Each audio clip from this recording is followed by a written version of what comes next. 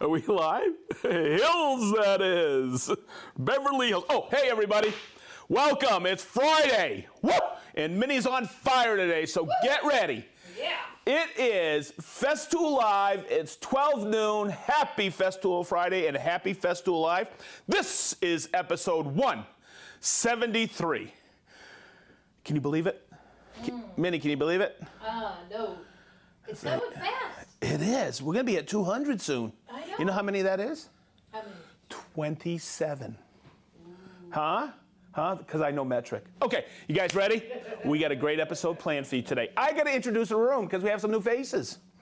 We have, over here we have Christine. She's on the board. She's got her Festool Live crew shirt on. I like to see that.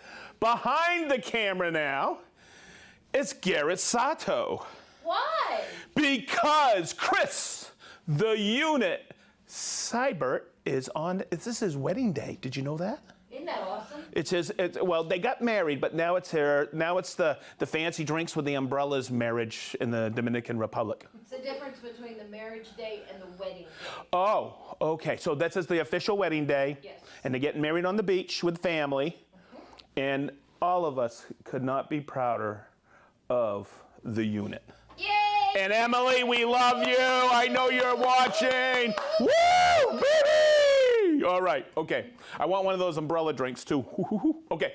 And also online, we have Jason Bent. He should be answering your questions. And if we have extra questions, I can answer them as well.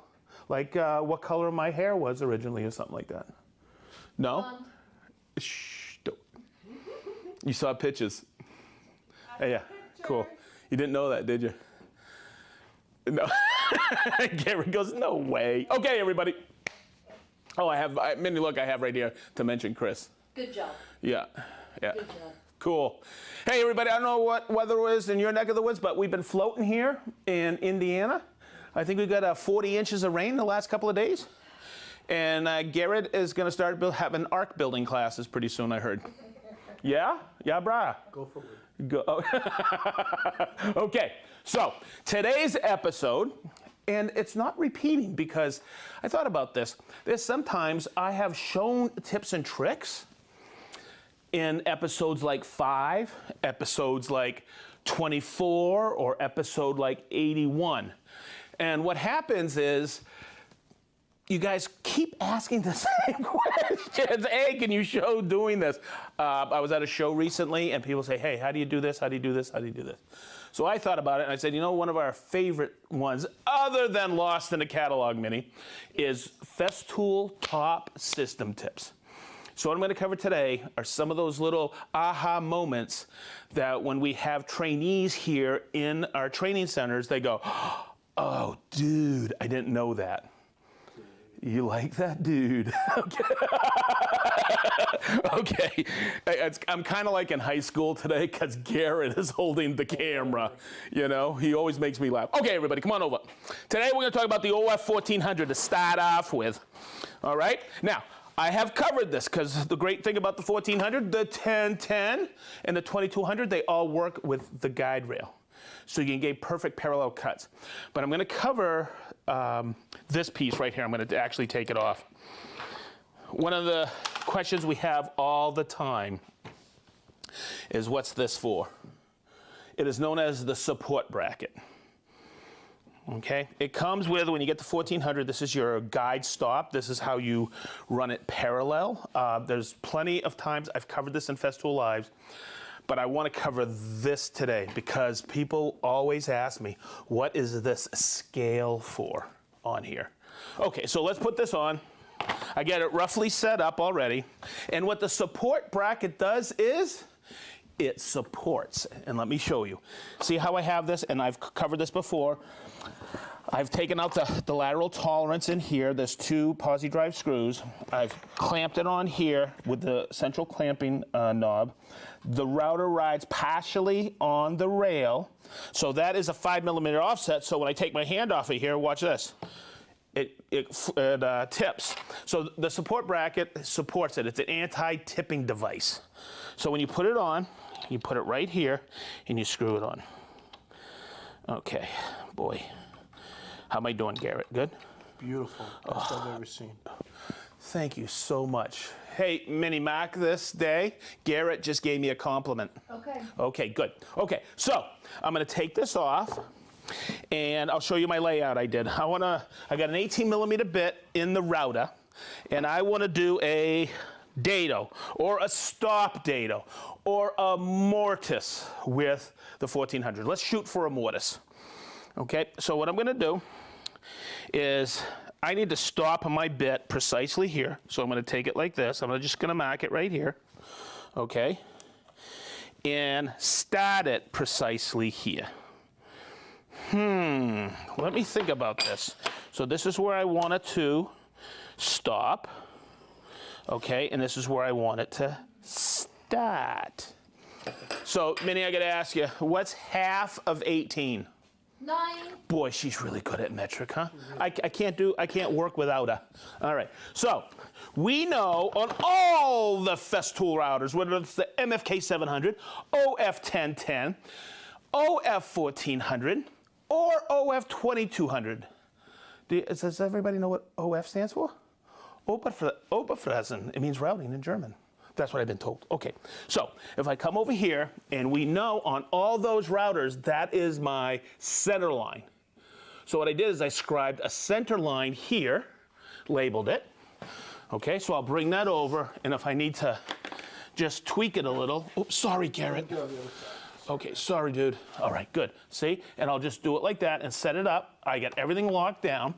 But now I have to stop it and start it precisely, so I don't go past that line, because that's where I want to do that or make a mortise. So in comes the scale on the side of the bracket or support bracket. And I'm going to come down here, Garrett.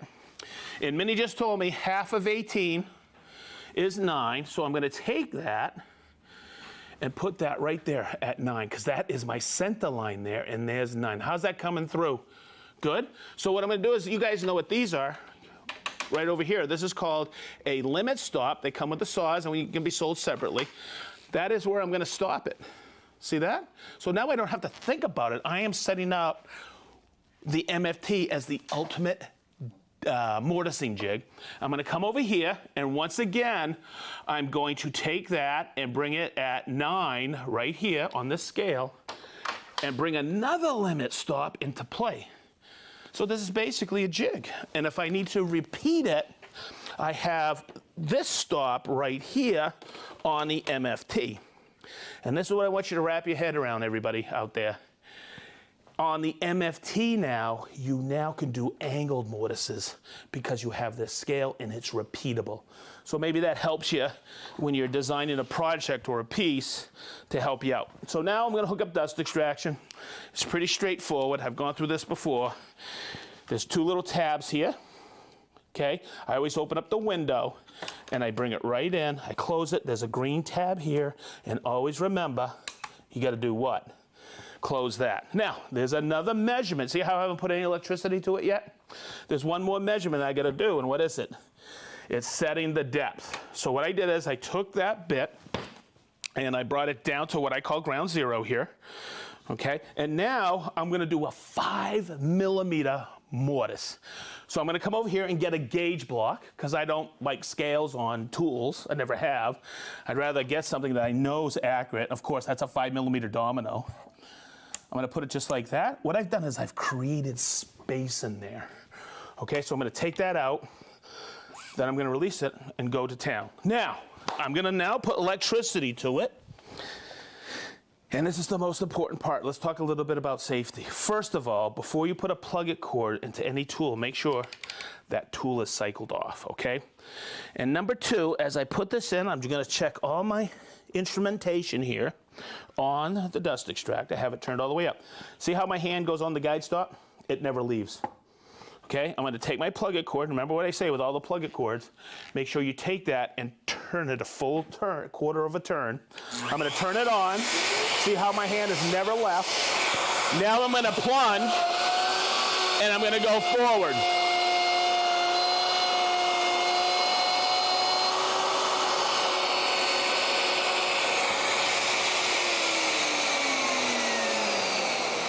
See how it hasn't left? until I see that that's stopped. Now let's look. And the only thing I have to do now is what? Square the mortise. Maybe I should have taken more time and lined up the center line a little better, huh? But look how I stopped it precisely and I started it precisely.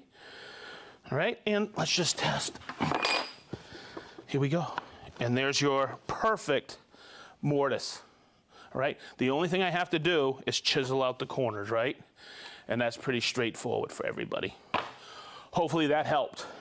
Whoop, whoop, whoop, whoop. All right, next. Whew. I always see people, makers and builders, struggle by setting up the dominoes, whether it's a 700 or a 500, to do beveled goods.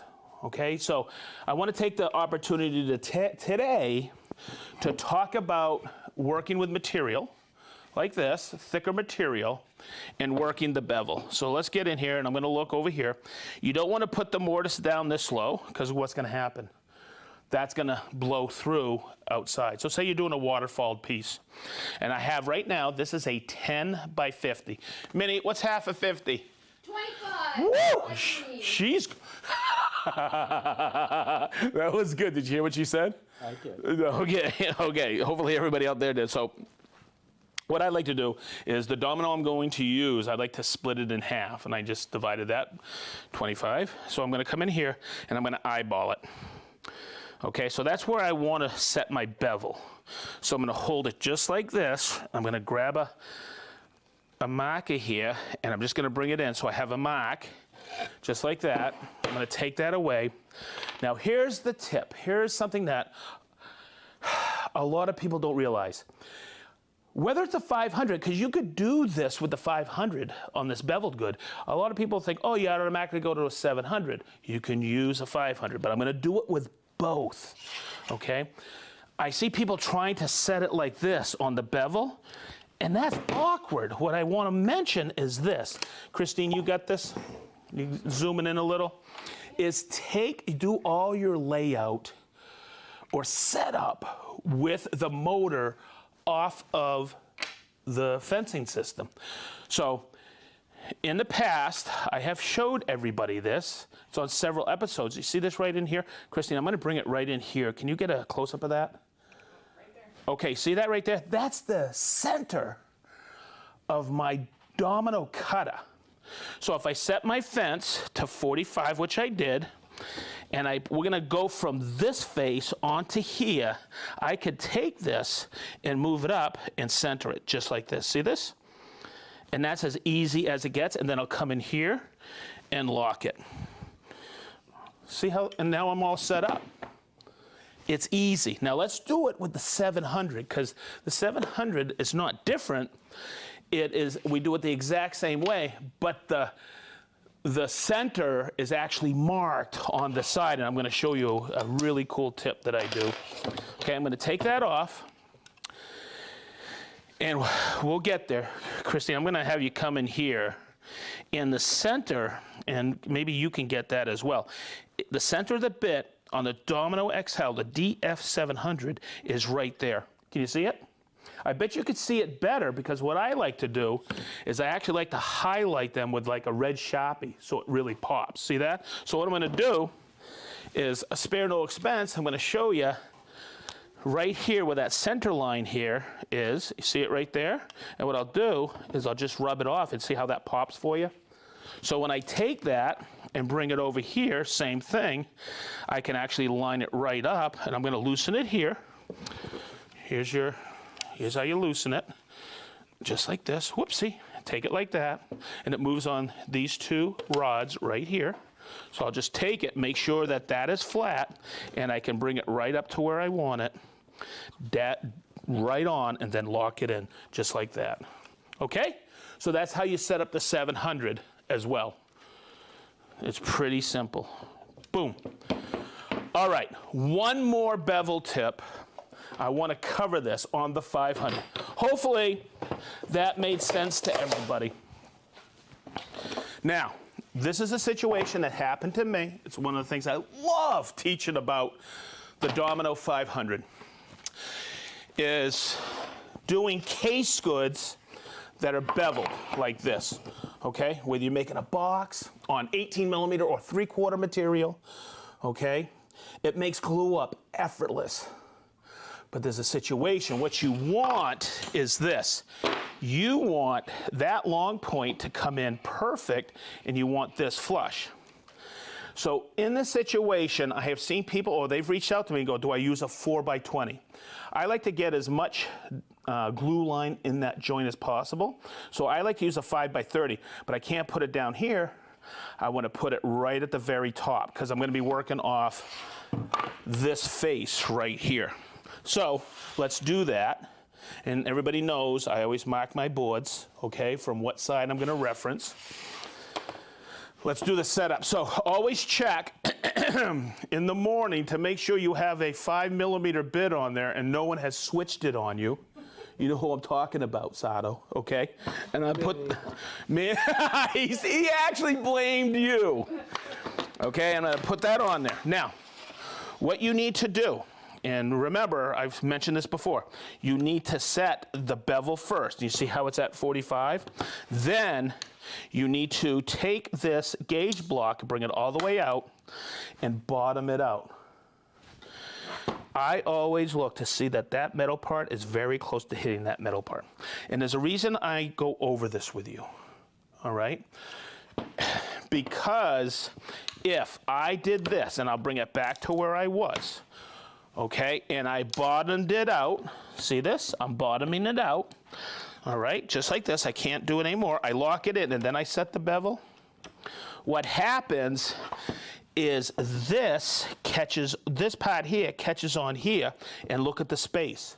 So I will definitely have blow through, so you gotta make sure it's all the way down. So to eliminate that, set the bevel first and then bottom it out and you're good to go. Right, so let's see. I am good to go, so I never lose the opportunity to run the Domino joiner. I love it. All right, so let's bring this over. Just like this. All right, let's hook up our Domino. Always remember with that plug-it cord, everybody, make sure you take it and turn it a quarter turn. Take it, hook it on. And one of the things I like to always do is make sure I have it clamped properly. Now, when you're clamping items, don't use one clamp because that becomes a pivot point. Always grab a second clamp. You want to do woodworking safely, just like this. I'm going to turn it on. I'm going to check my depth because this is a 5x30 mini, Okay. half a 30. 15. Okay, I'm going to set my depth. It is, my plunge depth's at 15. Okay, and I'm going to do both mortises tight.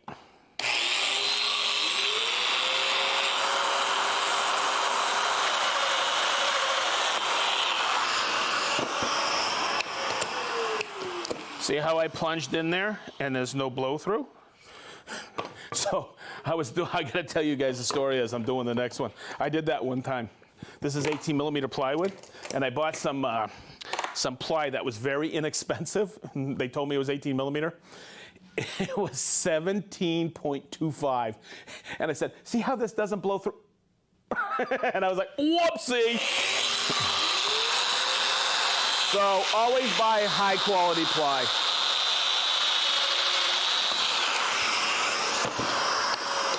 And when you do that,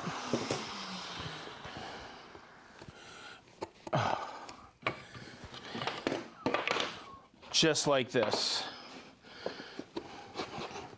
And look at that. That seam will come together. If I do another one in there, absolutely perfect. So there you go. That's working the bevel, whether with the XL or the 500. Cool. Hey, it's whose birthday? It's Thomas from Morehead City, North Carolina. Happy birthday, Thomas. Awesome. All right, so over the years, people say, hey, you know, you could clamp the rail, right? Okay, or do you clamp it, I should say. And the way you clamp it is you take it like this and you clamp it to the material like this, okay? And it won't move. But I always do both sides. Good. There's a variety of ways to clamp the rail. But this came about in one class one time, and I went, whoa, time out. And we took a second or two, and I showed everybody what I do at home and now here. I always like to see how people are using the Festool system. So, A, I can learn, okay, but also I could teach it so more people won't have that situation. So what was happening is, I'll explain. They had it clamped down, but it was also starting to move. Okay, so what I like to do is this. Let me show you my setup. I'm going to take it like this. We're going to rip this morning. Oh, this afternoon. It is past 12, okay? And I'm just going to take that limit stop. But I'm going to clamp it here, okay? Just like this. And I want to clamp it from the other side. But what I do is I take it now, and I also clamp it to the MFT like this. Okay, that way there, it won't move, and now I'll clamp it on the other side. How's that? Boy, you know what? I think Garrett's doing a really good job as cameraman. Oh, yeah. Huh? Yeah. All right. Hey, everybody. Where'd he go? Hey, everybody online. Please comment on Garrett's camera style and technique. Thank you. It'll give us good reading this afternoon. Okay, so what I'm going to do is I'm going to clamp it here, but I'm going to go down because I don't want to cut my tables, and I'm just going to scoot it over a little this way. I have the depth set on there, but on my TS60, but I'm just going to scoot it over a little. How's that? That come out good? Good. There we go. And just lock it in. I think I'm ready to go. Good. I set the depth. I knocked out the lateral tolerance. I'm going to set my dust extraction. Somebody at that trade show, JLC, asked me, what's your go-to saw? It's my TS60. I just love this saw. Okay, let's set up the hose. See, I'm not used to that because I have, at home, I have an older 36 millimeter hose. And you know what? I got to get a new one of these ends. Yeah, those are in the catalog. Or, no, they're apart, aren't they? Yeah, they're apart. Yep, cool. All right, so when I'm using the saw, I always bring it down to see. I don't want to start into the cut. I always start forward of the cut.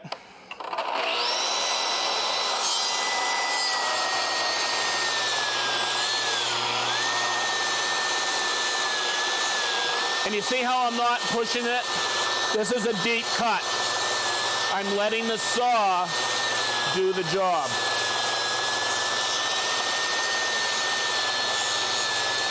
Because by clamping it, what I'm trying to achieve, see how I'm behind? I'm not to the side of it. I'm trying to achieve a really good glue line that I don't have to take to a jointer.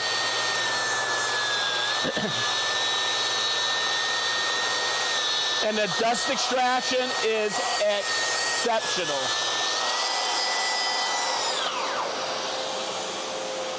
And once again, I truly wish we had feel-o-vision here because this is one of the smoothest cuts. And do you notice any burning at all? Look at that. And that is hard maple right there. So there you go. I just wanted to make sure you understood that clamping procedure with those clamps. But that's not the topic today of why I set this up. I wanted to talk about, before I trip over everything, different possibilities of clamping the rail. Okay, I'm just gonna disengage this because I'm gonna actually use this piece right here. I'm gonna come in, get this out of the way. Get this out of the way. And I'll use this board because Garrett's right there. Take my rail, set it up here. Okay, right here. Stay right there, Garrett, perfect. So, I could take a rail, and what if I have multiple crosscuts? I want to keep it easy. This is the FS Rapid Clamp. I'm going to take it apart just like this so you can see it. You have one piece that slips on. You'll notice there's acts right here. They're half rounds. And you're going to notice this looks like one of those, trigger clamps. And to release it, you have it like this. But you can also set it up like this or like this, and I'll show you the application for this. So I'm going to set it up. I got multiple cross cuts to do. It's called, once again, the FS Rapid Clamp. I always do my setup like here. I get it close, I back it off a skosh, and I lock it in. Skosh. You like that? Check it out. Okay, and your release is right here. So when you do that, I can put it on here like this, get it in there, couple of clicks, I'm clicking. But what if I'm doing it on something that has a work table? I could take this, Garrett, come in here, get this. I can actually take it like this, bring it like this, and it's not in the way. So this may get you into a position that you do have this amount of clearance in here and you could still clamp it really easy. Okay, so there's a great application for the FS Rapid Clamp. I'm just going to release it so you can see it. All right, next. A couple episodes ago, I showed you these. These are the adhesive pads. Let's say you don't have the ability to clamp it. You could take this, push these in like this. They just snap right in. Okay, that's why we have this new rail. Right, you could actually screw it to something if you want. That's another way of clamping it, I guess.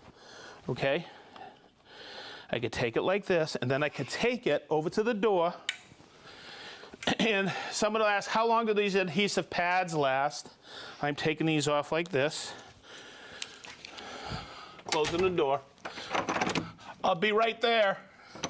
Okay, whoop, whoop, whoop. And I could take that, come in, and look. I could take it just like that. And last time I left that on, it stayed for a week. That's why it fell, and I have that ding right there. But that's another way of clamping it. Okay? So how long do those adhesive pads last? It depends on how dusty the surface is. I always tell everybody, there's a good value to them, so make sure you get a bag or two. When you get this rail, okay, you get, I think 20 of them, something like that. Yeah, I think so. Okay, so it's you can check online, and you know what? I'll tell you how many right now.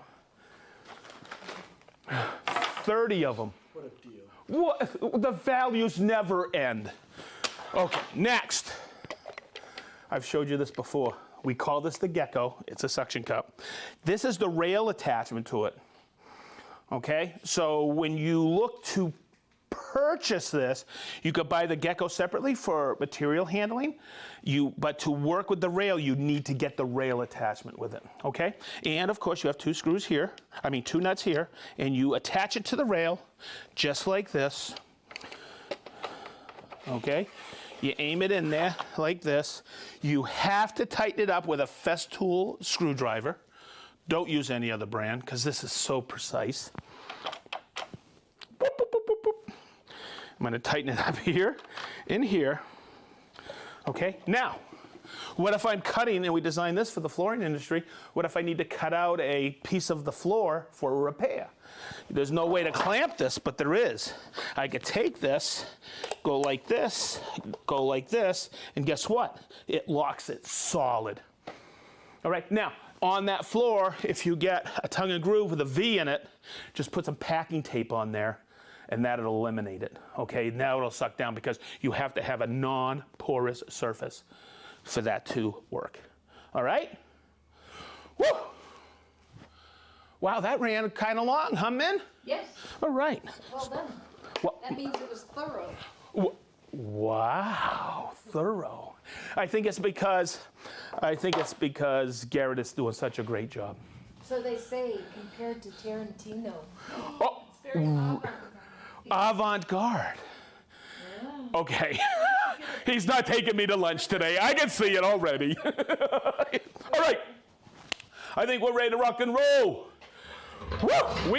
You got to be kidding me. Look at that. Look at that. You still writing over here? I'm waiting for. Woo! Okay, everybody. Tell us where you're from if you haven't.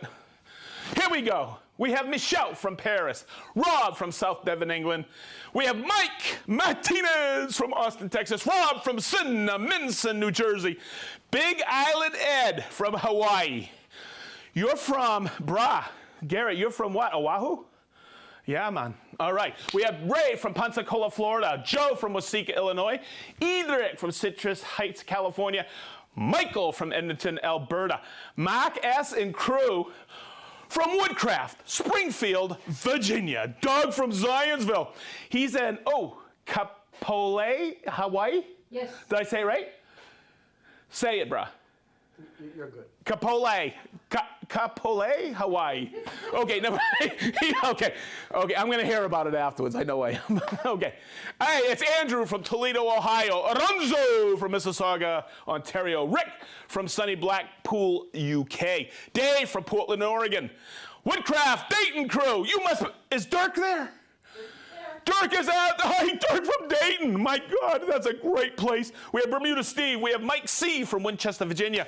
We have Yizu from Paramaribo, Suriname. Jason and Yana from Granite Falls, Washington. Ben from Rancho Cordova, California. We have Flint from Smithfield, North Carolina. We have Mac from Anaheim, California. Blake Weber, Novato, California. Mark from El Cajon, California. David from Israel. Joseph from Bellevue, Nebraska. Bahama Brian, I know you, Mr. St. John Moss. Troy from Lake Kelland, Florida. Clear L. Lakeland, Florida. Yeah, I was saying a Lakeland. Yeah. Lakeland, Florida. All right, we have Jeff from Clarksburg, Maryland. Jacob from Rhode Island. Spack Trish, and that's Willie from Virginia. Jim from Inlay City, Michigan. Michael from Wolf Village, Poland. Wow, that's a cool name. Johnny from Hoffman Estates, Illinois. Warren from Batavia, Ohio. Norman from Fallbrook, California. Paul, Cheryl, and Sam from Anthem, Arizona. Dave from Swadaluncote, England. Joshua from Las Vegas. Des from Harrogate, England. Jason from Fenton, Michigan. Oh, we have W. Descote from Hatfield, Virginia. Chris from Minneapolis. Tim from Humboldt, South Dakota. Apo from Finland. John Doe. I'm saying that all wrong. I probably am. I apologize, but no hard feelings, huh? John Doe. Is that a John? Oh, yeah, okay. John Doe from Mississauga, Ontario. Gail from Eden, New York. Matt from Tinley Park, Illinois. See, he even puts the S's in there. Mac from Watney Island. Warped Woodsman. They're in Costa Rica? Yes. Uvita, Costa Rica. Hey, guys, what a departure. How nice. The other Warren from Caldwell, Idaho. Arno from Warwick, the Netherlands. Dave, and it's her, everybody. It's Gwen from West Virginia. We have Michael from Oahu, Hawaii. Hey. I know him. You do? You know Michael? Yeah, like bros. Oh, like bras. We have Tom and Kelly from Eatonton, Georgia. Dawn from Hoosick Falls, New York. Joe and Henry. Henry is the doggy from Akron, Ohio. How you doing, Joe? Carrie from Dallas. Oliver from Southern California. We know you. Steve H. from Fort Wayne. Leo from Holland. He's always there with us. We have Brunette from Altamont, Ontario, Canada. Wow. Okay, we have Mark from Los Angeles, California. Joran from the Netherlands. Captain Kirk from Rockla, Marietta, Georgia. Don P. from Alabama. Brian Moi from Rydia. Ryada? I can never pronounce. Ryada.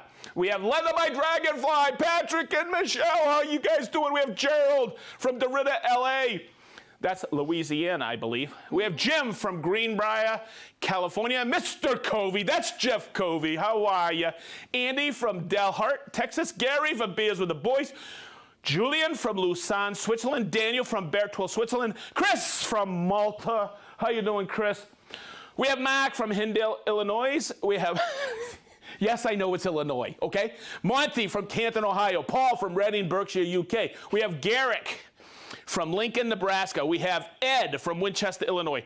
We have Aguindo from Huxton, London. We have Johnny Rocket from Gales Creek, Oregon.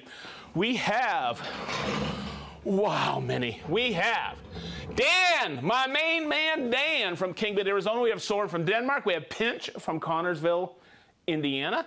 It's a great name, isn't it, Minnie? Mm-hmm. Okay. We have Kenneth from Oak Park, Illinois. Stefan from Augsburg, Germany. How are you, Stefan? We have Engineer Mike from New Hyde Park, New York. We have Adrian from County Cork, Ireland. Woo! I've been there. All right. You have two, haven't you? No. Not yet. Not yet. Not yet. All right, cool. Dash from Victoria, Spain. Mark from Krimpen aan de Lek, Netherlands. Getting pretty good, huh? You are. We have Gaston from Bethel, Connecticut. Jeremy from Monticello, Kentucky. Kurt from Bonaire, the Caribbean. Cameron from Annapolis, Maryland. Keith from Bozeman, Montana. Robert from, it's there, Delaware. Okay, Chris is still, Chris is, Delaware. What movie? Chris has never seen Wayne's World. Frank from Downers Grove. Johnny O from Atco, New Jersey. Huh? Shawan. Don't get me going.